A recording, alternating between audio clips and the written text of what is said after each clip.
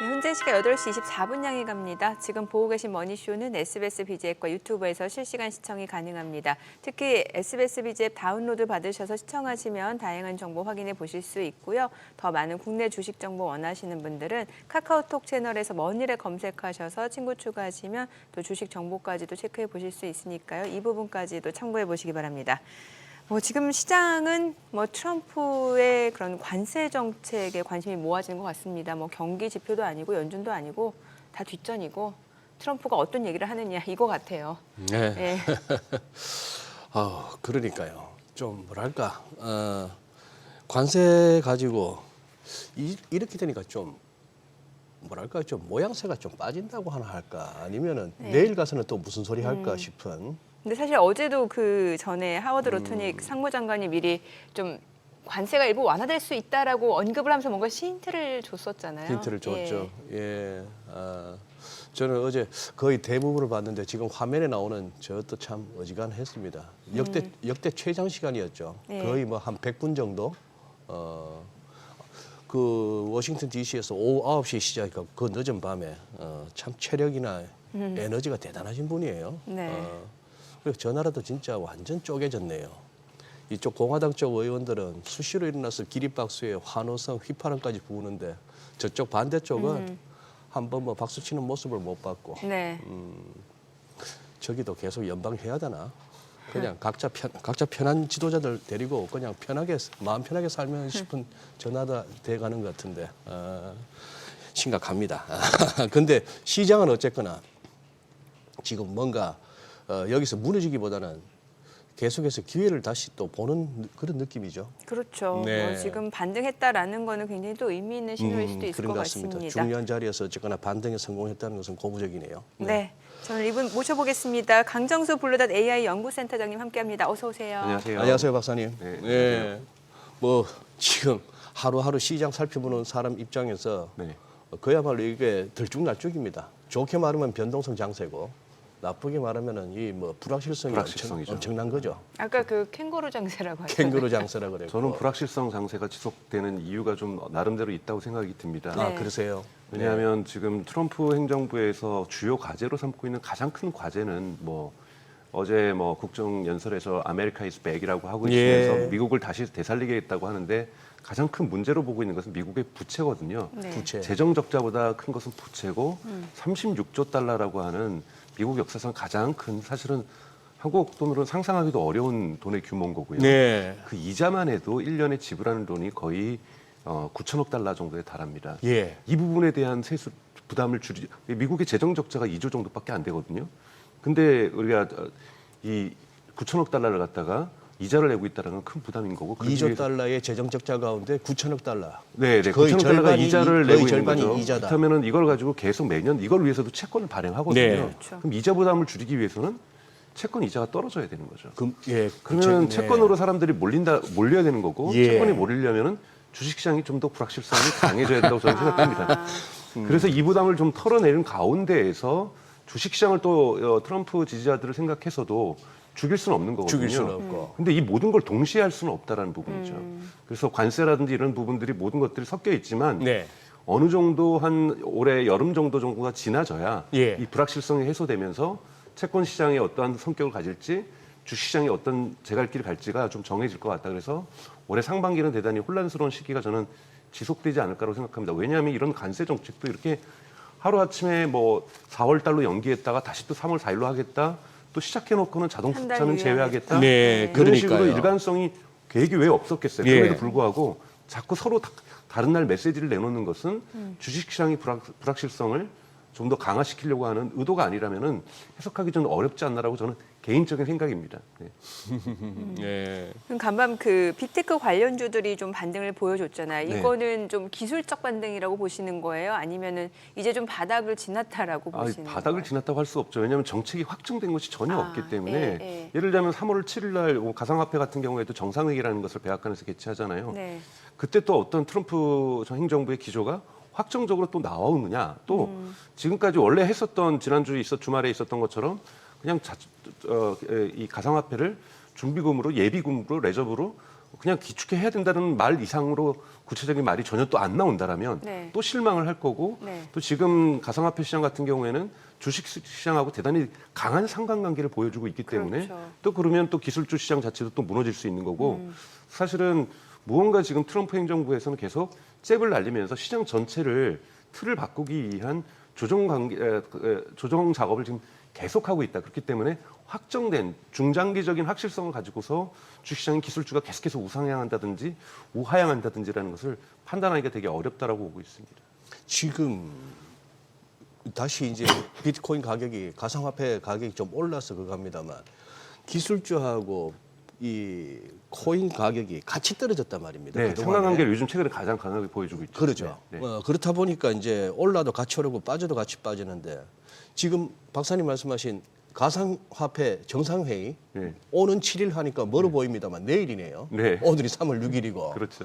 정상회의라면은 국가 정상들이 모인다는 거예요. 무슨 의미의 정상회의입니까? 사실 유럽에서도 많이 하고 미국에서도 많이 하는데요. 네. 예를 들면 자동차 정상회의 하면은 자동차가 뭔가 심각한 위기나 네. 좀 발전의 모멘텀을 갖기 위해서 자동차 회사 대표라든지 자동차 연합회 대표라든지 예. 정부에서 자동차 정책을 담당하는 사람들이 이렇게 모여서 예. 큰 틀에 있어서의 자동차 산업의 방향을 결정할 네. 때 자동차 정상회의라고 보통 그렇게 얘기를 정상회의. 하는 것처럼 가상에서 가상화폐의 규제 당국도 모이고 규제 당국. 그리고 뉴욕 증권거래소 대표도 이제 오는 거고 그리고 가상화폐 거래소 대표들도 좀 오는 거고 해서 다양한 이슈들 요즘에 또 비트코인이 가격이 또 내려갔던 이유가 또 가상화폐 자체가 또 해커들에게 이 공격을 당하면서 이런 그러니까요. 일도 있었으니까 이런 부분에 대한 보안 문제도 같이 논의하고 그리고 미국이 기축자산으로서 가상화폐를 했을 때 어떤 앞으로 이것이 경기에 미칠 수 있는 영향에 대해서 누군가 또 발언을 하고 뭐 이렇게 되면서 앞으로 트럼프 행정부에 있어서 가상화폐에 대한 정책의 기본적인 방향성이 결정되는 회의라고 볼 수가 있습니다. 네. 그래서 여기에서 어떤 부분이 결정되느냐, 어떤 코인이 여기에 포괄되느냐, 안 되느냐 이런 부분들도 좀 이제 구체적인 어떤 가능성이 높게 좀 그려질 거기 때문에 네. 이날 이후로 가상화폐 같은 경우에는 대단히 안정적인 성장세를 충분히 취할 수가 있다고 봅니다. 또 왜냐하면 이 가상화폐라든지 거래소라든지 이 많은 투자자들 중에 다수가 이 실리콘밸리에 있는 투자자들이고 이 실리콘밸리에 있는 투자자들이 여러분들 아시는 것처럼 지난 미국 트럼프 대통령의 당선을 위해서 정치자금도 많이 후원했었고요. 트럼프뿐만이 아니라 대통령뿐만 아니라 미국에서 중간 선거가 있었기 때문에 상원 하원에 공화당뿐만이 아니라 민주당 의원들까지도 막대한 정치자금을 내면서 가상화폐 우호적인 세력들을 갖다가 구성을 했기 때문에 이러한 결과들이 7일 내일 미국 시간으로 내일이죠. 미국 시간으로 있을 7일 가상화의 정상회의에서 그 결과가 좀 나올 거라고 보고 있고 저는 우호적으로 결정 날 거라고 보고 있습니다. 네. 지금 화면에도 나오는데 이제 트럼프 같은 경우는 가상자산을 전략자산으로 비축하겠다. 그 배경도 여러 가지들 이유가 좀 나오고 있는 거잖아요. 그러니까 배경을 이제 여러 가지가 있죠. 우선은 예. 뭐 가장 작게는 이미 이제 마약 거래라든지 불법적 거래에서 가상화폐가 많이 사용되었고 거기에서 압수한 돈들이 있고 그러니까 그런 것도 이제 그럼 지금 당장 팔아서 국가 부채를 털 것이냐 그거보다는 이거를 갖다가 기축자산으로 저장해 놓자 이런 얘기들도 있는 거고요. 또 하나는 미국이 이제 이 달러 화폐의 어떠한 계속해서 지속적인 어떤 강세를 가져나가기 위해서 달러의 어떠한 이 기축통화로서의 가치를 지속하기 위해서도 이거를 보완해 주는 것이 과거에는 근본이제였다라면 금과 연결시켰는데 이것이 끊긴 상태잖아요. 이 부분을 갖다가 조금은 이 가상화폐를 가지고서 기축자산으로 만들어 놓으면서 일종의 레버리지 효과를 만들어내서 달러의 강세를 유지할 수 있는 보조제로서 가상화폐를 쓸 수가 있기 때문에 네. 충분히 전략적 의미를 가질 수가 있습니다. 이런 의미에서 지금에서 앞으로 관세 정쟁이 일어나더라도 이 강달러 기제는 이 기조는 계속해서 유지되어줘야 되는 거고 이 부분에서 혹시 다른 에서 공격받을 수 있는 가상화폐로의 예를 들면 러시아나 중국이 크게 이동했을 때 미국이 방어할 수 있는 수단으로서 가상화폐를 미국 또한 이 전략자산으로 만들어 놓는 것이 대단히 중요한 의미를 가질 수 있다고 볼 수가 있습니다. 어찌됐든 트럼프는 좀 우호적인 결정을 내릴 것이다. 네. 예. 그런데 박사님, 아까 말씀하신 것 중에 저는 꼭 한번 짚어보고 싶었던 게, 저 가상화폐 옹호론자들이 했던 얘기가 이거는 탈중앙화뿐만 아니라 절대 이 블록체인 안에서 해킹당하지 않는다 했는데 자꾸 저 사고가 나요. 네, 블록체인이 해킹이 당하는 것이 아니라요. 우리가 거래소에서 그렇죠. 거래소에서 나와서 거래소에서 저는 예를 들자면 우리 개인들이 거래소를 이용할 때는 네. 블록체인이 아니라 일반적인 인터넷망을 통해서 거래소에서 돈을 주고 받는데 네. 여기서 털리는 거죠. 거기서 털려요? 네, 네. 그러다 보니까 코인이 털리는 게 아니고. 네, 그렇죠. 코인 자체가 뭐 털리는 경우도 가끔씩은 있지만 극단적인 경우고요. 그거는요. 블록체인 자체는요.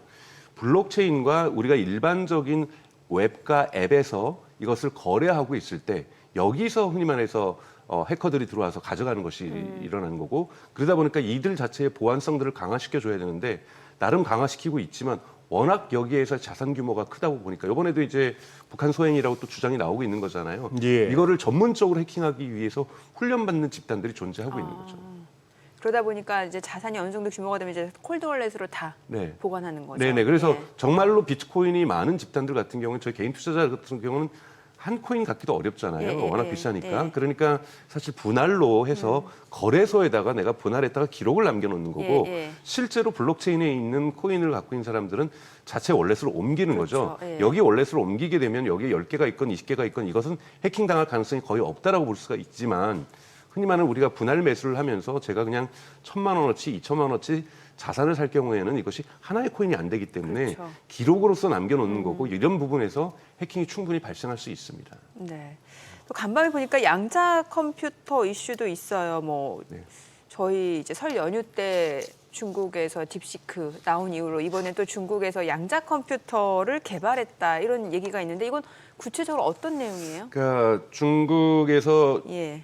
뭐 발음이 어떨지 모르겠지만 주충주 3이라고 하는 예. 초전도체, 그러니까 즉 우리가 아이온큐 같은 경우는 이온 트랩 방식으로 네. 이런 에러를 줄이는 거라고 볼 수가 있고 구글이라든지 지금 아마존이라든지 마이크로소프트 이런 또는 IBM이 전통적으로 했던 것이 초전도 방식으로 해서 이 큐비트의 에러를 줄이는 방식인데 주중추 3호도 마찬가지입니다만 윌로우 우리 구글에서 여러분 12월 달에 크게 이슈가 됐던 네네. 치과가 똑같이 105개의 큐비트를 작동시킬 수 있는 양자 컴퓨터를 선보였고 이것이 전통적인 슈퍼컴퓨터의 천조라고 하는데요. 네. 슈퍼컴퓨터를 이렇게 뭐 비교하는 것 자체는 저는 뭐 이제는 큰 의미가 없다고 보고 네네. 있어요. 양자 컴퓨터 자체가 워낙 슈퍼컴퓨터보다 비교할 수 없을 정도로 빠른 거니까요. 그렇죠. 죄송합니다.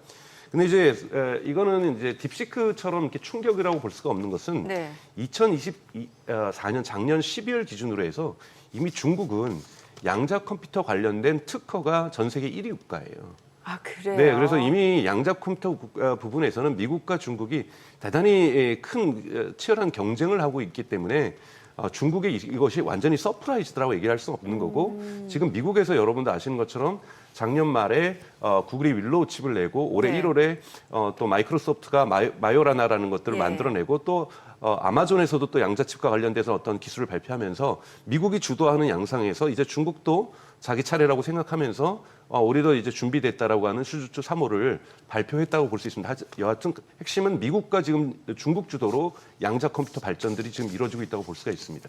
지금 화면에 보니까 네. 양자 컴퓨터 특허 순위에서 지금 1위가 중국인데 네, 네, 맞습니다. 옆에 394라는 거는 특허수죠. 특허의 개수가 특허 394개라는 건수. 거고요. 와. 그다음에 미국도 379개가 있는 거고요. 예. 그다음에 근데 밑에 중국이 이제 바이두 이건 기업별로니까 기업별로. 오리진 퀀텀이고 그러니까 합치면은 사실은 미국에 또 몇 개 합치면 상당히 작지 않았지만 대단히 지금 그러네요. 작년 12월 기준으로는 중국 전체가 1위를 차지하고 있습니다. 아니 근데 박사님 이쪽 양자 컴퓨터 쪽으로 이렇게 오다 보니까 거의 무슨 뭡니까 우주 천문학이나 지질학 같은 그런 천문학적 숫자가 자꾸 나오는데 네. 아니 세계에서 가장 빠른 슈퍼컴퓨터보다 중국에서 만든 이게 1000배 더 빠르다. 네. 1000배 빠르다 해도 깜짝 놀라겠는데 그렇죠. 1000배 더 빠르다. 1조배도 아니고요. 1조배도 네. 아니고. 네네. 이거 뭐 근거 있는 얘기입니까 이거? 과학적으로 근거가 이거 전혀 검증됩니까? 큐비트의 성격으로는 충분히 근거가 있습니다. 그러나 그래요? 이 슈퍼컴퓨터가 예. 예를 들자면 농구 선수면 큐비트나 양자 컴퓨터는 야구 선수라고 할 수 있어요. 야구 선수가 잘하는 거를 농구 선수가 잘할 수가 없고 네. 농구 선수가 잘하는 걸 또 야구 선수가 잘할 수가 없는 건데요. 즉 슈퍼컴퓨터가 잘 못하는 부분이 있어요. 네. 여러 개를 동시에 계산하는 건 잘 못하는데 양자 컴퓨터는 여러 개를 왜냐하면 이 큐비트라는 것이 여러분도 아시는 것처럼 이제는 상식적으로 아시는 것처럼 중첩이라는 현상을 갖고 있어서 예. 0과 1을 동시에 낼 수 있어서 네. 제일 잘하는 게 뭐냐면 동시에 많은 걸 계산하는 겁니다. 그러니까 원래 동시에 많이 계산하는 게 GPU잖아요. 예. 그러니까 수학 계산을 제가 혼자 계산하는 것보다는 팀을 이뤄서 계산하면 잘하는 것이 네. 우리가 GPU라고 한다면 양자는요 저 혼자서 팀이 될 수 있는 거예요. 그러다 보니까 저 같은 사람이 여러 명 있다 보면은 네. 여러 팀이 만들어지는 거니까 GPU가 동시에 여러 개가 있다 보니까 예. 훨씬 잘하는 복잡성 있는 동시에 무언가를 계산해야 되는 것은 대단히 빠릅니다. 이건 슈퍼컴퓨터가 쫓아올 수가 없는 네, 거죠. 네, 네. 그러나 동시에 꼭 계산하지 않아도 되는 여러 가지 계산들이 있거든요. 인류 많은 예. 계산들. 이런 거는 굳이 양자 컴퓨터를 쓸 이유가 없는 거죠. 그래서 슈퍼컴퓨터보다 천조 빠르다라는 것은 슈퍼컴퓨터가 제일 못하는 부분을 네. 양자 컴퓨터가 하게 되면 슈퍼컴퓨터보다는 천조가 빠르다 이렇게 얘기하기 때문에 저 자체가 너무 여러분들 말도 못하는 우리가 공상과학 속에서 나오는 거다 이렇게까지 생각할 필요는 없습니다. 네. 그러면 뭐 양자 컴퓨팅은 여기서 마무리했으면 좋겠는데 뭐 미국 잘 나가고 중국은 뭐 특허수에서도 보니까 미국을 앞서기도 하고 네. 우리나라 얘기입니다. 우리나라 양자 컴퓨팅의 수준하고 투자 관점에서 우리 국내 기업들 중에 양자 컴퓨팅 앞으로 뭐 창창한 것 같은데 주목할 만한 뭐 그런 어떤 기업이 있을까요? 그 한국의 수준을 네. 얘기하라고 하면 제가 뭐 한국의 과학자는 아니기 때문에 네. 정확하게 한국이 무조건 뒤처지고 있다 또 잘하고 있다고 얘기할 수는 없지만 네. 국가적으로 이제 전체적으로 지금 그림에 보시는 것처럼 뭐 비교하는 수치에 따르면 사실은 미국과 중국을 100점 만점으로 한다라면 한국은 거의 10점 미만으로 있기 때문에 기본적인 과학 기술에 있어서 한국 내에 있는 양자 컴퓨터 기술을 갖다가 국제 수준과 비교하기는 좀 어렵다. 네. 그러다 보니까 한국의 SKT라든지 한국의 이제 이런 기업들 같은 경우에는 양자 컴퓨터가 오면은 가장 중요한 것은 보안이 뚫린다, 암호가 풀린다. 이렇기 때문에 여기에 내성이 있는 양자 컴퓨터가 와도 우리 여러분들의 정보가 안전할 수 있는 이러한 보안 기술 쪽으로 우리는 좀 투자하겠다라고 얘기를 하는데요. 저것도 사실은 명확한 답이라고 볼 수가 없습니다. 아직까지 양자 컴퓨터가 정말로 우리가 상용화할 수 있는 수준까지 가지 않았기 때문에 상용화한 수준으로 갔을 때 얼마나 보안을 쉽게 뚫을 수 있을지를 알 수 없기 때문에 그거를 미리 거기에 대한 대책을 세운다. 이거 자체가 조금은 순서가 좀 바뀐 방식이라 볼 수가 있는 거고요. 네. 물론 이제 한국 정부에서도 그렇고 한국 기업들도 양자컴에 대해서 상용화를 위해서 계속해서 투자를 하겠다고 하지만 조금의 격차는 저는 시간이 갈수록 벌어질 가능성은 높다라고 저는 보고 있습니다. 그러나 굳이 우리가 컴퓨터를 우리가 미국이나 중국 컴퓨터를 우리가 사서도 우리 산업에 쓸 수 있기 때문에 모든 것의 기초 고수를 100%다 한국도 똑같이 가질 수 있다. 이거는 투자 규모가 워낙 다르기 때문에 갖기는 어려운 거고요. 그렇기 때문에 한국 분들도 투자하실 때 사실은 아이언큐에 또 한국 분들이 많이 또 공동 창업자로 들어가 있기 때문에 예. 미국의 아이언큐지만 한국의 어떠한 이 한국 분들이 창업주에 들어가 있기 맞아요. 때문에 예. 아이언큐에 투자한다든지 이런 양상을 지금 보여주고 있다고 볼 수가 있습니다. 네. 아이언큐도 제법 주가 추이도 나옵니다만 제법 조정이 깊어졌네요. 그렇죠. 아무래도 여러분, 저도 사실은 양자 컴퓨터는 대단히 이론적인 것들보다는 개념적인 수준을 이해하고 있는 거죠. 네, 과학자가 네. 아니고서는. 그래서 흔히 말하는 양자의 오류를 갖다가 결국은 하는 기술들을 높여나가면서 가장 중요한 거는 우리가 확장성이라고 하는 스케일러빌리티죠. 지금 구글의 윌로우 칩은 105개가 들어가 있습니다. 큐비트가. 네.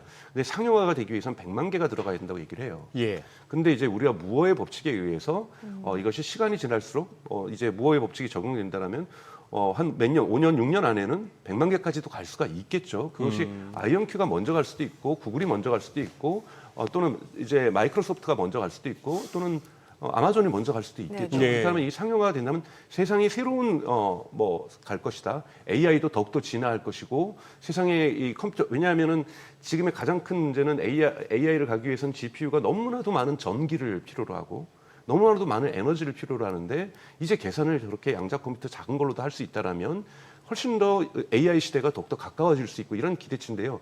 5년 뒤에 올 100% 확신할 수 없는 다양한 방법론들이 싸우고 있는 이러한 기술에 여러분들이 투자를 하신다는 것, 즉 이미 기술로서 시장을 열어가면서 비즈니스 모델을 만들면서 내년도에 매출 성장, 다음 분기에 매출이 2배가 뛰고 그 다음 분기에는 매출이 또 3배가 성장하고 이런 곳에 투자하는 것이 아니라 언젠가 흔히 말하는 대박이 올 그 기술에다가 여러분들이 투자하는 거는 저는 여러분들의 개인 취향이신가 하실 수가 있는데 네. 여기에 쉽게 얘기해서 몰빵을 한다든지 저의 포트폴리오의 비중이 너무 크다든지 이건 대단히 위험한 투자라고 볼 수가 있습니다. 적정한 포트폴리오 내에서 어느 정도의 균형을 갖추면서 이런 이 양자 관련된 관련주들에게 여러분들이 예를 들면 전체 포트폴리오 내에서 5%나 10% 내에서 투자하신다. 이런 거는 좀 합리적인 투자라고 볼 수가 있지만 네. 내 투자 액수의 50%가 5년 뒤에 올 수도 있는 또는 오지 못할 수도 있는 여기 하지만 온다라면 크게 오를 수 있는 여기에 투자한다라는 거는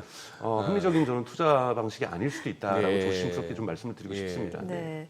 테슬라 좀 여쭤볼게요. 뭐 네. 테슬라 책도 쓰셨고 네. 테슬라가 지금 고점이 한 479달러 수준이었는데 네. 지금 한 279달러 정도 네. 많이 떨어졌어요. 근데 그동안 이제 우리나라 개인 투자자분들이 가장 이렇게 주가가 떨어질 때 많이 산 종목이 또 테슬라더라고요. 또 테슬라 2배 추종하는 것도 많이 사고 어때요? 테슬라에 대해서는? 저는 테슬라는 올해 네. 4월까지는 테슬라 경영진들이 주가 네. 하락을 방조하고 있다고 저는 생각해요. 4월까지? 일부러. 네. 왜 또 4월입니까? 왜냐하면 1, 2월 동안 여러분들 모델 Y가 생산이 안 됐습니다. 네네. 그러니까 주니퍼라는 것이 모델 그 라인 체인지업을 하면서 양산하기 위해서 생산을 일부러 안 했어요. 예.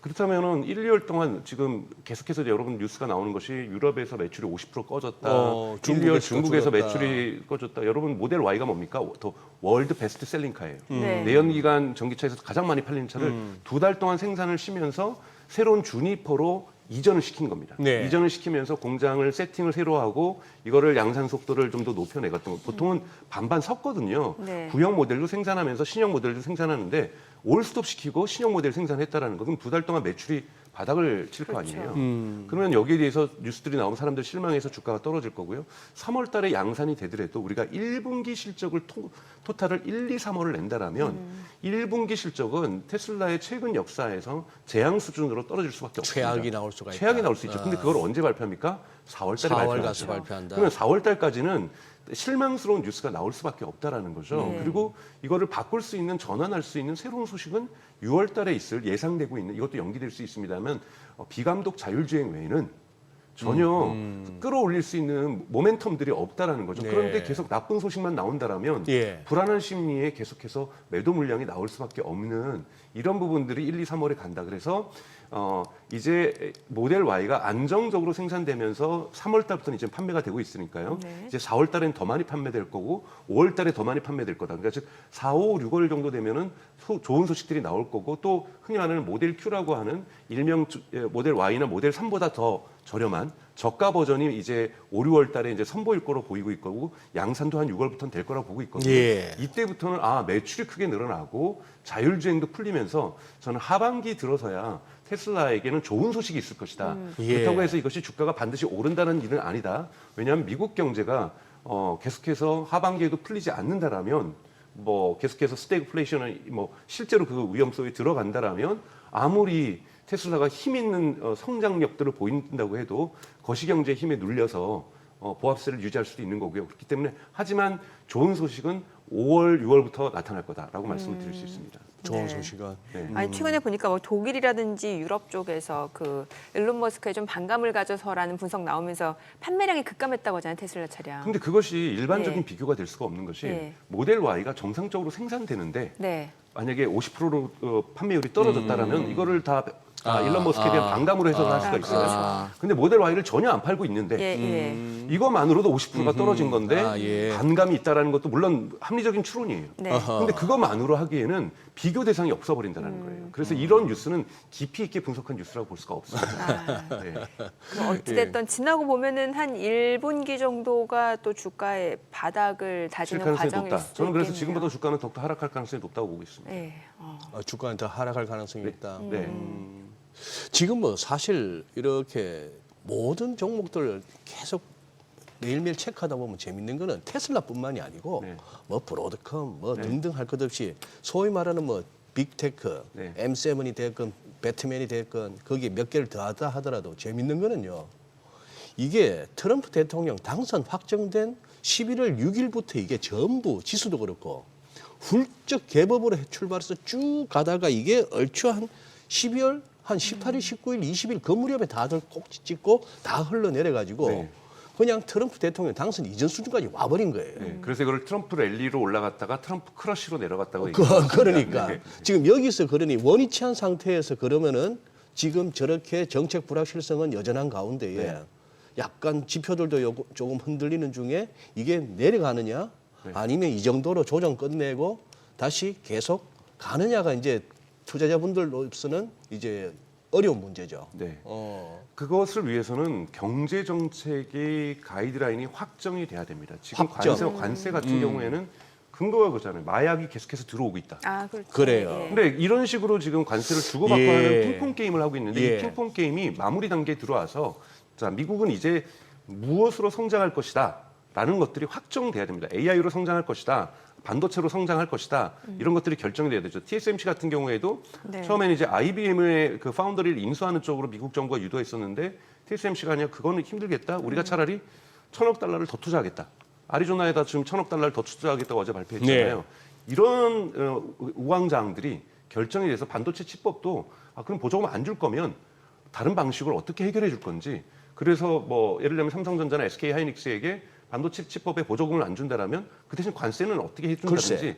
이것이 지금 아직 다 오리무중에 있기 때문에 예. 이런 모든 정책들이 확정되는 시점이 그래도 앞으로 2, 3개월은 걸릴 거다. 아. 그리고 도조 같은 경우에 정부 효율성위원회 일론 머스크가 맡고 있는 것도 여러분 보셔야 될 것은 일론 머스크의 임기가 아니라 1년 근무 일수는 180일로 정해져 있어요. 아, 그래요? 네, 이 정식 그 위원장이 아니기 때문에 네. 특수 공무원이기 때문에 네. 360일 일하면 안 됩니다. 그래서 180일로 정해져 있거든요. 예. 그럼 상반기에 정부 효율성위원회가 할 수 있는 일들이 어느 정도 매듭을 질 거예요. 네. 물론 내년에도 또 일을 하겠지만 네. 일론 머스크는 올해 여름까지만 일하고 나서 또는 물론 중간중간에 쉬었다가 일할 수도 있겠지만 띄엄띄엄 일할 수 있겠지만 초기에 성과를 여기서 몰아칠 거라는 거죠. 그렇죠. 그러면 정부 효율성위원회의 상반기 실적들이 어느 정도 5, 6월 정도 되면 윤곽을 드러낼 것이고 그것이 과연 경제에 어떤 영향을 미칠까도 우리가 지켜본 다음에서야 저는 하반기 돼서야 미국의 주식시장이 어떤 방향으로 상승을 할지 보합세를 갈지 하락을 갈지가 최종적으로 어느 정도의 중장기적인 어떤 전망이 결정되지 않을까라고 보고 있습니다. 참 뭐 묘하네요. 지금 특수공무원이라고 네. 자막까지 나오고 네네. 박사님도 그렇게 언급하셨지만 네. 저 기억납니다. 네. 트럼프 대통령 그 네. SNS에 올린 거 머스크 뭐냐고 장관이냐고 네. 뭐냐고 그냥 당신들 부르고 싶은 대로 불러라. 그렇죠. 왜냐하면 장관이게 되면은요 상원과 하원의 인준을 인준을 받쳐야 필요로 돼요. 한다. 네, 상원의 인준을 필요로 하기 때문에 인준을 겹치게 되면 복잡해집니다. 시끄러워지겠죠. 네, 막 논쟁도 있고 과거에 뭐도 드러나게 되겠고 이렇기 때문에 그냥 바로 일해라. 특히 효율성위원회는 트럼프 임기 첫날부터 같이 일했기 때문에 예. 이걸 가지고 뭐 상원 인준 받을 때까지 기다렸다 할 수가 없는 일이다. 예. 미국 부채하고 싸우는 거는 트럼프 대통령 본인 스스로의 자표로는 이거는 그냥 매일매일 싸워야 되는 일이기 때문에 이런 부분에서 특수공무원이라는 방식으로 우회했다라고 볼 수가 있습니다. 네. 자, 지금 시각 8시 51분 지나갑니다. 오늘 양시장 예상 체결지수 확인해 보겠습니다. 먼저 코스피 보도록 할게요. 어제 코스피 나흘 만에 반등에 성공했는데 오늘도 호가 분위기는 좋아 보입니다. 1% 반등세 이어갈 걸로 보입니다. 예상 체결지수 2,585포인트. 반면 코스닥은 약보합 출발 예상되죠. 예상 체결지수 746포인트입니다. 시가총액 상위 종목 예상 체결가 보겠습니다. 삼성전자가 오늘 1.8% 상승 예상되고요. 지금 호가는 55,000원으로 집계가 됩니다. 자, 그리고 SK 하이닉스가 1.7% 상승 예상되고요. 예상 체결가 196,500원. 삼성 바이오로직스도 1.3% 상승 예상됩니다. 호가 1158,000원이고 LG 에너지 솔루션도 상승 출발 예상되고요. 현대차입니다. 지금 뭐 트럼프 대통령이 캐나다, 멕시코 자동차 관세 한 달 유예하기로 결정했다라는 소식이 아무래도 자동차 국내 직십 쪽에서는 이제 뭐 멕시코에 생산 공장을 둔 현대차 그룹주들이 또 긍정적인 영향을 받을 것으로 예상이 되는데 현대차가 오늘 호가 분위기 좋아 보입니다. 2% 상승 예상되고요. 어제도 이미 2% 상승했었고 오늘 추가적으로 상승세가 예상됩니다. 기아도 좀 보도록 할게요. 기아는 4% 강세가 예상됩니다. 호가는 99,800원으로 나타나고 있고요. 이렇게 되면 사흘 연속 반등세 이어가게 되는 거죠. 셀트리온 0.4% 상승 예상되고요. 삼성전자, 우선주 1% 상승 예상됩니다. 호가 45,500원. 네이버가 3% 상승 예상됩니다. 지금 호가는 21만 4천 원이고 한화 에어로스페이스가 2% 상승 예상됩니다. 예상 체결가 71만 원으로 나타나고 있습니다. 코스닥 시가총액 상위 종목 예상 체결가 보겠습니다. 알테오젠 0.9% 하락 예상됩니다. 최근에 2거래일 연속 강세를 보여줬던 알테오젠인데 오늘 호가에서는 일부 좀 물량이 나올 걸로 예상이 되는데 41만 원이고요. HLB는 보합 출발 예상됩니다. 에코프로비엠 0.6% 하락 예상되고요. 지금 호가에서는 11만 2천 원, 에코프로 보합 예상됩니다. 그리고 레인보우 로보틱스입니다. 오늘 0.5% 상승 예상되고 호가는 35만 2천 원으로 나타나고 있습니다. 최근에 2거래 연속 반등 보여줬죠.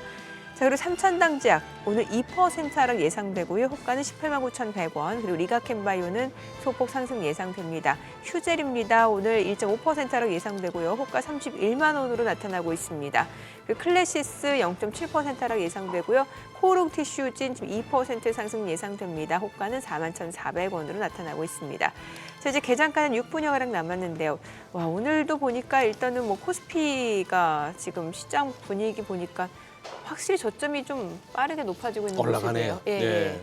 야간 선물은 저거보다 더 올랐어요. 네. 그러니까 지금 어떻게 보면 동시호가 저거보다 더 갈 수도 있는 그러게요. 그런 흐름인데 어제 우리 현대차 같은 경우 올랐잖아요. 네, 맞아요. 어제도 올랐는데 네. 밤사이에 더 좋은 소식이 왔으니까. 그러니까요. 미국의 자동차 주들은 그냥 훨훨 날다시피 했는데. 특히나 뭐 기아 같은 경우 실제로 멕시코에 또 공장이 있으니까. 그러니까 네. 예 그래서 일단은 지금 현재로서는 뭐 반등 구간 고점 어디까지 높이는가가 이제 관건인 것 같습니다.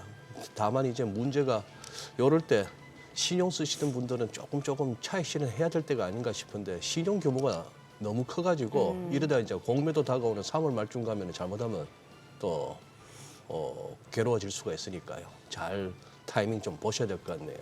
네. 강 박사님, 네. 어제 트럼프 대통령의 그 연설을 보면서 이분은 확실히 그건 있어요. 이 블라핑이 센 분이세요. 네네. 다소 과장도 있고 네네. 모른 척하면서 이렇게 툭툭 던지는 게 있잖아요. 네네. 뭐 생각보다 이렇게 AI나 네. 이런 쪽에 대해서 특별한 언급은 없었던 거는 저는 신기하고 네. 뭐 심지어 1기 때도 그렇고 2기 때도 그렇고 하자마자 파리 기후 협약 탈퇴하고 이런 거 봐서 저는 그런 쪽에 대해서도 약간의 어떤 평소 소신이 나올까 싶은데 많은 부분에 있어서 그냥 넘어갔는데 네. 저 블라핑 중에 요거 미국이 한국에 때리는 것보다 한국이 미국에 때리는 관세율이 4배 높다. 이거는 좀 아니지 않습니까? 근데 이제 부분적으로 이제 그래서 이제 통계를 내서 보면은 예. 일부 부분에서는 그런 부분이 있다라고 얘기를 하더라고요. 그러니까 예. 그래서 AI에게 물어봤더니 물어봤더니 AI에게 특수 제품에 있어서는 그렇게 나온다라는 건데 사실 좀 그런 부분도 이제 과장돼서 얘기했다고 그런 볼 것 수가 같아요. 있는 거고 예. 사실 트럼프가 이제 가장 얘기했던 건 항상 안보 부분에 있어서 우리에게 네. 빚을 지고 있다. 예. 이 표현을 어제 또 강조를 했던 거고요. 그러면서 또 이제 당근과 채찍을 다 한 거죠. 채찍을 이렇게 한 다음에 당근으로는 알래스카에 우리 같이 좀 해보자. 한국, 일본 이런 식으로 얘기를 한 것도 어제 재밌었던 발언 중에 하나라고 근데 저는 한국 기업들이 한 수조 달러 투자할 거래요. 수조 달러가 뭡니까? 1조만 해도 1,400조 원이 넘는데. 네. 오. 그런 부분들은 되게 중요하죠. 우선은 트럼프가 지금 보고 있는 것은 그러니까 AI나 이런 것들은 사실은 어느 정도 트럼프의 밑그림이 그려진 다음에 저는 AI가 들어올 거라고 보고 있습니다. 그러니까 AI를 중심으로 경제를 어떻게 발전시키겠다. 네. 이미 트럼프 주변의 어떤 자문단이라든지 진영에는 실리콘밸리에 영향력 있는 사람들이 다 인맥으로 들어와 있죠. 예. 뭐 고문이라든지 짜르라든지 또 일론 머스크가 또 대표적이라고 볼 수도 있고 제이드 벤스 네네. 대통령도 마찬가지고요. 가장 중요한 것은 이제 어제 발언에서 어제 국정 연설에서 드러났던 것은 이제 뭐 쉽게 어느 대통령이나 자기가 당선되면 이제 전임 대통령을 욕하게 되어 있는 거예요. 예. 전임 대통령 체계에서 나왔던 가장 큰 문제인 것은 사실은 저도 어느 정도 인정하는 것은 국가 부채 문제인 거죠. 아하. 국가 부채 문제가 미국을 짓누르고 있다라는 부분들. 네. 그리고 이제 나머지 이것은 경제적인 거고 정치적인 부분에서 이제 불법 이민 문제라든지 또 마약의 문제 이런 것들 건들면서 미국의 새 판을 해야 한다라는 것들을 이제 얘기를 한 거고 그러기 위해서는 미국이 지난 자기가 본인도 얘기하지만 뭐 레이건 대통령을 존경하긴 했지만 사실은 많은 제조업들을 외국으로 내보냈었던 거고 이것이 실수였던 거고 제조업을 다시 불러들이오기 위해서도 미국 경제가 다시 활성화되기 위해서도 부채 부분을 줄이기 위해서도 결국은 예. 재정 적자를 줄여야 되는 것이고 이것은 다 모든 것은 관세를 통할 수밖에 없다라고 얘기를 하는 건데요. 실제로 관세를 매긴다라는 것이 미국 산업에는 수출 산업이라든지 미국에서 내수 시장 자체에서 인플레이션을 강화시킨다든지 무조건 긍정적인 요소라고 할 수가 없으니까 이것은 미국이 전체적인 세계 경제의 관계에서 판을 흔든다라는 이런 측면이라고 볼 수가 있는 거라고 봅니다. 그리고 어제 그러니까 우크라이나 전쟁 얘기도 어제도 나왔었지만 사실은 유럽 같은 경우에는 또 한국 같은 것처럼 지금 프랑스 증시라든지 독일 증시도 엄청난 상승세를 타고 있거든요. 특히 예. 국방주라든지 유럽 같은 경우에도 이제 미국에 의존할 수 없다라는 것이 이번에 젤렌스키와 백악관이 이 해프닝에서 조금 나타났다라고 보면서 유럽에 있는 국방 산업주들이 엄청나게 지금 상승세를 타고 있는 모습들 이런 부분에서 지금 미국 정체의 전체가 전 세계 주식시장을 흔들고 있다. 그래서 롤러코스터를 어떤 날은 올라가고 어떤 날은 내려가고 예, 이런 예. 것들을 지금 한국뿐만이 아니라 전 세계 지금 주식시장들이 롤러코스터를 타고 있다라고 볼 수가 있습니다. 그래요. 국방 얘기하니까 또 저는 팔란티어테크 여쭤보고 싶은데 팔란티어테크도 이제 지금 간밤에 좀 그래 올라서 90 네, 조금 올랐죠. 달러 회복이 됐는데 네. 사실 고점이 125달러였잖아요. 그동안 또 우리 개인 투자자분들이 테슬라 다음으로 많이 산 종목이 팔란티어테크예요. 네. 예, 뭐 AI 국방 쪽도 그렇고. 근데 이게 국방부 예산 감축한다니까 때마침 조정이 오고 이랬잖아요. 네. 앞으로 어떨지 궁금해요. 저는 국방부에서 8%씩 매년 8%예요. 그러니까 우리 복리처럼 올해 네네. 8% 줄이고 줄인 상태에서 또 8% 줄이고 줄인 상태에서 또 8% 그렇죠. 줄이고 예. 이렇게 되면 5년 정도 지나면 거의 반토막 날 수도 있다는 예, 거거든요. 예. 그러면 어디를 줄일까가 아직 결정난 건 아무도 그러니까 국방부 장관이 얘기를 예. 안 하고 있습니다. 어디를 예. 줄일지가 나올 텐데 저는 장담하는 거는 AI 국방을 줄일 수는 없습니다. 어허. 우선 중국과 미국 간의 AI 국방 전쟁이 지금 치열해지고 있는 상태고요. 그렇죠. 그리고 AI 국방이 차지하는 게 뭐냐면 경제의 효율성을 증가시키는 거고 국방의 효율성을 증가시키는 거거든요. 효율성은 뭐냐? 동일한 우리 국방력을 더 적은 비용으로 만들어내겠다라는 거죠. 그러면 비용 절감을 하겠다는 뜻은 뭐냐? 여러분들이 그러면 그 팔란티어 얘기는 저희 개장하고 조금 더 네, 들어보도록 하겠습니다. 자, 오늘 국내 증시 흐름 확인해 보죠. 개장합니다.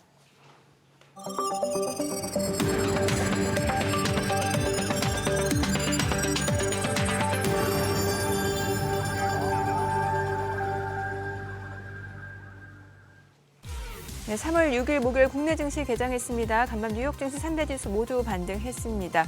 트럼프의 관세 정책 또다시 말이 바뀌었습니다. 일단 뭐 캐나다, 멕시코에 부과하겠다라고 한 자동차 관련된 관세 한 달 유예하기로 결정했고요. 그에 따라서 뉴욕 증시가 좀 환호하는 모습이었습니다. 물론 ADP 민간 고용 7개월 내에 가장 저조한 수준을 나타내면서 고용 시장 둔화가 우려가 있습니다만 일단 주말에 나올 또 비농업 부분 고용 지표 좀 확인해 보겠다라는 심리도 있었던 것 같고요. 또 주요 빅테크주들이 많이 반등하는 모습이었습니다. 오늘 국내 증시는 어떤 출발 나타내는지 지수부터 보겠습니다. 코스피가 0.6% 상승합니다. 2,574포인트 그리고 코스닥 0.4% 올라갑니다. 750선 회복이 됐습니다. 시가총액 상위 종목 시초가 보겠습니다. 오늘 삼성전자가 0.5% 올라갑니다. 54,300원이고요. SK하이닉스는 약보합권으로 19만 3천원, 삼성바이오로직스가 지금 보합권으로 114만 2천원, 그리고 LG에너지솔루션이 1.2% 상승합니다. 33만 7,500원, 그리고 현대차가 2.7% 강세입니다. 20만 원이고요. 기아가 3% 올라갑니다. 9만 8,800원, 그리고 셀트리온도 지금 강보합권으로 18만 4,800원, 삼성전자 우선주 소폭 올라가죠. 4만 5,100원이고요. 네이버가 0.9% 상승합니다. 20만 9,500원, 하나 에어로스페이스가 0.8% 오름세로 지금 69만 4천 원 선. 하나 에어로스페이스가 지금 약보합이네요. 69만 4천 원 선이고 코스닥 시가총액 상위 종목 시초가도 보겠습니다. 알테오젠이 4% 떨어집니다. 지금 2거래일 연속 3% 강세 흐름을 이어왔는데 오늘 차익 실현 물량들 나오면서 주가는 다시 한번 40만 원을 하회합니다. 39만 6,500원. HLB가 0.3% 하락합니다. 8만 9천 원이고요. 에코프로비엠이 1.9% 상승하면서 11만 4,900원. 에코프로도 1.5% 올라갑니다. 5만 9,900원이고요. 레인보우 로보틱스가 0.4% 하락합니다. 34만 9천 원이고 지금 삼천당제약은 0.6% 올라갑니다. 19만 4,100원 선으로 2거래 연속 상승세고요. 미가캠바이오는 1.38% 떨어집니다. 11만 4천 원. 휴젤이 0.6% 올라갑니다. 31만 7천 원이고 클래시스가 오늘 2% 강세를 보여주고 있습니다. 5만 8,500원에 거래되고 있고요. 지금 나흘 만에 반등 보여줍니다. 코오롱캐슈진 소폭 오름세로 4만 650원에 거래되고 있습니다. 자, 오늘 시장에서 특징을 보여주고 있는 섹터 종목들 좀 체크를 해보도록 하겠습니다. 역시나 자동차 관련주예요. 앞서 보셨던 현대차, 기아뿐만 아니라 HL만도도 지금 4% 강세를 보여주고 있고요. 현대모비스도 25만 3천 원으로 0.8% 올라가고요. 현대위아도 1.8% 올라가고 KG모빌리티, 한온시스템까지도 모두 1% 이상 상승 보여줍니다. 자동차 대표 종목뿐만 아니라 부품주까지도 지금 상승세를 보여주고 있는 상황이고 관광업체 어제도 흐름 좋았죠. 오늘도 올라갑니다. 지금 동양철관이 16% 급등합니다. 1,050원 선을 중심으로 흐름 이어지고 있고요. 세아제강도 6% 상승합니다. 19만 2,800원. 그밖에 하이스틸, 넥스틸도 각각 4%에서 1% 오름세고 휴스틸이 2.6% 상승하면서 6,670원. 그밖에 지금 한국가스공사, 동양철관, 오늘 동양철관이 18% 급등 앞서 말씀드렸고 현대제철도 1.8% 상승 보여주고 있습니다. 자, 그리고 오늘 철강 쪽도 움직임이 괜찮네요. 아무래도 관광업체와 맞물려서 움직이는 흐름이 있다 보니까 관광업체, 스틸파이프 그리고 철강주들 다 올라갑니다. 동국제강, 포스코스틸리온 각각 1%, 2% 상승 보여주고 있고요. 포스코홀딩스가 4.8% 올라갑니다. 29만 원. 그리고 세아제강 7% 강세고 그밖에 지금 한국철강, 고려제강, 동국심 다 올라가네요. KG스틸까지 오늘 강관, 철강주들 흐름 좋습니다. 이 정도 보시면 될 것 같고 오늘 수급 상황 좀 체크해 보겠습니다. 오늘 유가증권 시장에서는 개인 투자자 순매수 보여줍니다. 지금 521억 원 매수 우이고요. 외국인과 기관은 각각 362억 원, 136억 원 매도 우입니다. 코스닥에서 개인 투자자가 553억 원 순매수고 외국인과 기관은 각각 282억 원, 211억 원 매도 우이고요. 오늘 외국인 선물에서 좀 많이 삽니다. 지금 1,466계약 지금 순매수를 보여줍니다. 환율 체크해 보겠습니다. 간밤 달러 인덱스가 104까지 내려온 상황입니다. 달러원 환율 정비장 마감 대비로 알려드릴게요. 환율 개장 상황이 지금 잠시 지연이 되고 있는데 저희가 계속 좀 이야기 나눠보겠습니다. 달러 인덱스는 많이 떨어지고 있는 상황이고 오히려 네. 유로라든지 이런 쪽이 또 올라가고 있는 상황이잖아요. 그렇습니다. 예. 지금 이제 최근 들어서 이제 유로가 네. 아주 급하게 오르고 있고 이틀 연속 1%대 환율이 하루에 1%대 움직이는 아주 이례적인데 유로가 아주 강합니다. 지금 1.02 어쩌고 해서 예. 이게 심지어 1유로당 1달러 페널티 간다 이런 소리 나왔던 게 그렇죠, 작년이었는데 이게 지금 순식간에 1.08까지 왔으니까요. 예.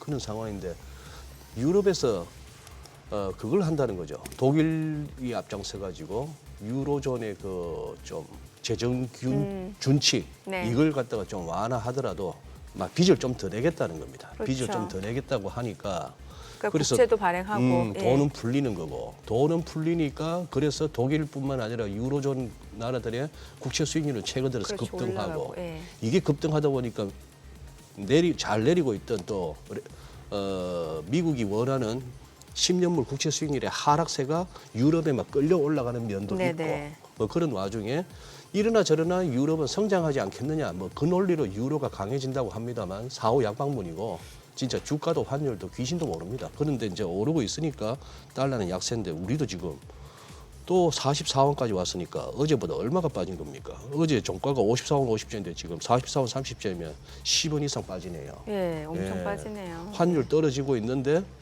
환율 하락 지금 그동안에 가장 쉬웠던 공식에 따르면은 그거 한데 우리 주식에는 좋은 소식인데 외국인이 선뜻 안 사주니까 그게 좀 찝찝합니다. 아직까지는.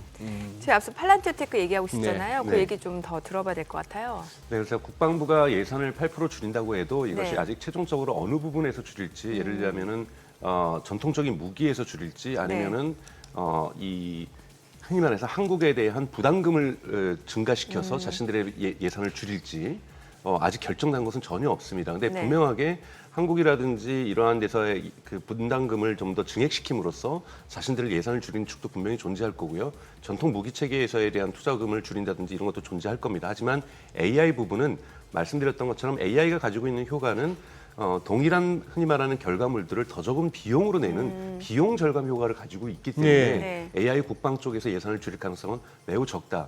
그리고 또 지금 트럼프도 일론 머스크도 얘기를 하고 있지만 정부 효율성 부분에서 인건비를 줄인 부분에서 여기에도 AI 정부를 하면서 팔란티어를 사용할 가능성이 있다라고 시사하고 있거든요. 그래서 지금 전 세계적으로 유럽도 그렇고 미국도 그렇고 아마 한국도 어떤 정권 교체가 만약에 정권의 어떤 변화가 이루어진다라면은 AI 정부를 내걸 가능성이 높기 때문에 팔란티어가 AI 정부에서도 의미 있게 작동이 될 수가 있기 때문에 저는 팔란티어의 어떤 매출 구조가 위협받을 가능성은 매우 낮다라고 보고 있습니다.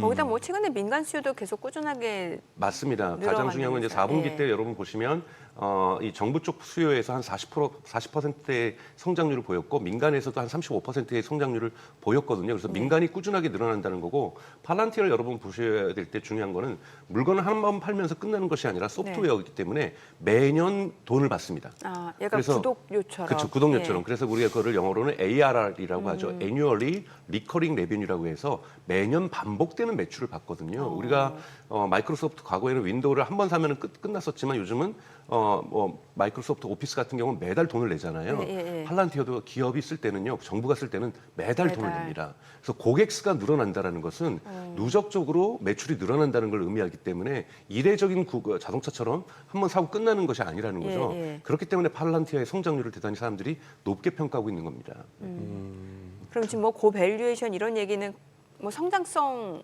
측면을 보면은 그렇게 우려할 사항은 아닌 거네요. 제가 과거에 한 10년 전쯤에 이제 페이스북이 이제 IPO를 할 때 방송에 나와서 너무 고평가 받은 거 아니냐. 그랬을 때가 저는 저평가 받았다고 생각한다. 왜냐하면 앞으로 페이스북과 인스타그램의 발전을 봐야 된다라고 말씀을 드렸고 그 당시 막 $20, $30 하고 그랬었거든요. 지금 여러분 메타 한 $700까지 가고 있지 않습니까? 그렇죠. 팔란티어는 이제 시작됐어요. 이제 계속해서 2023년을 기점으로 부터 성장을 하기 시작하면서 흑자로 전환이 되기 시작하고 있거든요. 지금까지는 투자의 시기였고 또 우크라이나 전쟁 전과 전후가 다릅니다.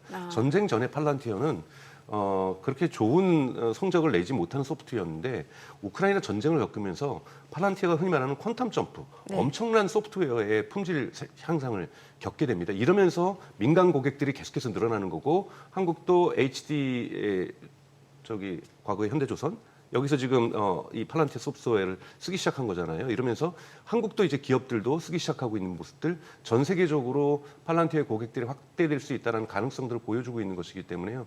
저는 계속해서 성장할 기업에게는 지금 있는 부분에서 매출이 증폭하는 기업하고 계속해서 시장이 확대되고 있고 그 속에서 자신들의 매출을 증가시키는 기업은 앞으로 한 5, 6년간은 계속해서 성장할 기업이라고 봅니다. 그래서 거기에 맞춰서 여러분들이 팔란티어의 기업 평가를 하시는 게 맞지 않나 생각이 듭니다.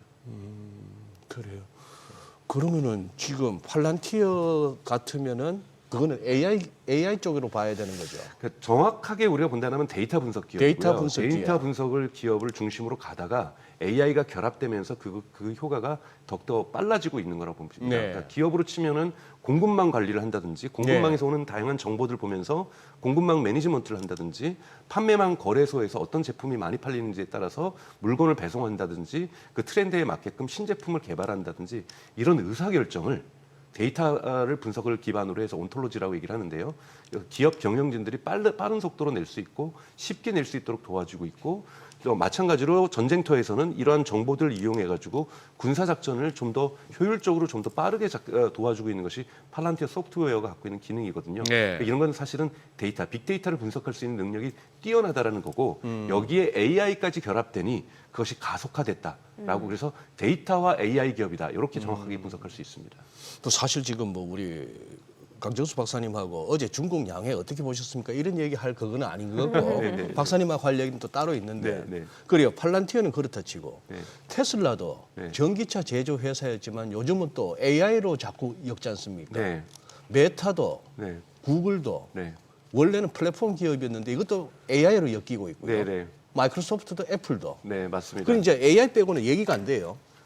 그렇죠. 지금이 AI에 대한 작년에 그 아까 말씀드렸던 4개 기업들 마이크로소프트, 아마존, 구글, 메타 4개 예. 기업이 2천억 달러를 넘게 투자했고 네. 올해 여러분 투자할 이 4개 기업이 3천억 달러가 넘습니다. 네. 2년 동안 5천억 달러를 투자한다? 인류 역사상 없었던 거예요. 그러니까 4개 기업이 예. AI에만 5천억 달러를 투자한다는 것은 예. 여기에서 승부를 걸겠다는 거죠. 물론 이들이 워낙 부유하다 보니까 대출도 예. 1원도 없습니다. 1달러도 없습니다. 예. 자체 번 돈으로 순이익으로 캐시플로우로 5천억 달러를 마련하고 있다는 거고 여기에서 아마존이나 마이크로소프트나 아마존 같은 경우에는 우리 대기업들이나 세계에 있는 기업들이 이 기업들의 AI 서비스나 클라우드 서비스나 데이터 센터를 쓰게 될 거고요. 또 메타 같은 경우에는 이렇게 많은 돈을 자기만을 위해서 이기적으로 투자를 하고 있다는 거예요. 자기만을 위해서. 예, 자기만을 위해서 그 돈을 투자하고 있다는 거고 이건 대부분 메타는 90%가 여러분 광고에서 매출이 나오는데 광고의 효율성을 높이는데 절대적으로 많은 돈이 AI가 쓰이고 있습니다. 네. 이런 부분에서 이건 뭐냐면 결국은 항상 제가 AI는 여러분 효율성과 경제성을 위한 거라고 말씀드렸던 것처럼 예. 중장기적으로는 메타가 훨씬 더 적은 비용으로 개인정보 침해 이슈 없이도 광고의 효율성을 극단적으로 높일 수가 있다는 거고요. 예. 메타의 광고주의 고객이 90%가 흔히 말하는 SMB 중소기업들입니다. 예. 중소기업들이 요즘은 메타나 이 페이스북이 없으면요 광고할 곳이 없어요.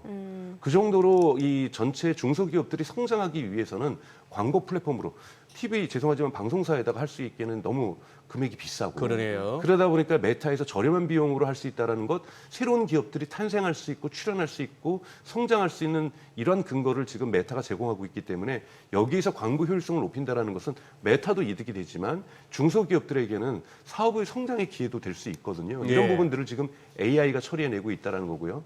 지금 말씀하셨던 것처럼 테슬라 같은 경우에도 우리 작년 7월에 일론 머스크가 그렇게 선언했죠. 우리는 지금까지 자동차 회사였지만 앞으로는 AI와 로봇 회사로 전환하겠다. 네네. 이런 식으로 얘기를 하고 있다는 것도 지금 AI가 중요한 사업의 기재가 되고 있어서 단순하게 이제 AI가 버블이 아니라 모든 산업들 우리가 광고 산업이라든지 데이터 센터뿐만이 아니라 자동차라든지 휴머노이드 로봇이라든지 또 요즘 또 가장 또 얘기되고 있는 건 검색 시장의 변화에도 AI가 지금 작동을 하고 있는 거고요. 그래서 모든 것 속에서 AI가 작동한다. 그리고 미국 같은 경우 이제는 금융에도 AI가 작동하고 요즘 또 주가가 많이 오르는 미국 주식 기업 중에서 여기서 한번 다음에 기회 되면 네네. 분석을 하고 싶지만 루트라는 ROOT라는 기업이 있습니다. ROOT. 지금 루트. 루트는 뿌리 아닙니까? 네, 루트가 뿌리인데 보험회사에서 AI를 적용하면서 어. 급성장하고 있는데 작년 12월에 주가가 90달러였는데 지금 124달러까지 지금 오르고 있거든요. 그래요. 폭발적으로 지금 오르고 있는데요. 예. 이 기업 같은 경우에도 AI를 전면적으로 도입하면서 지금의 미국이 보험회사들이 지금 LA 화재나고 계속해서 홍수나고 하면서 기업 보험회사들의 실적이 대단히 안 좋은데 네. 루트는 실적이 대단히 좋습니다. AI를 이용해서 다들 효율성을 얼마나 극대화할 수 있는 것인가. 그래서 한국의 기업들도 해외의 기업들도 루트가 어떻게 AI를 보험에 적용하는지를 배우려고 하고 있거든요. 이런 기업들이 요즘 성장을 하고 있습니다. 그래서 네. 한번 시간이 되면은 AI 관련주들 그러게요. 한번 살펴보면 좋을 수 있을 것 같습니다.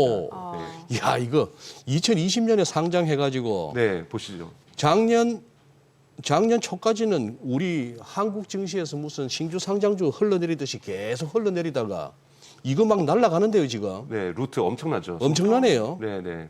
거의 뭐 한 3불, 4불 하던 놈이 지금 142불. 네, 몇 배입니까, 이게? 그러니까요. 동전 주식에서 지금 140까지 올라갔으니까 동전주가.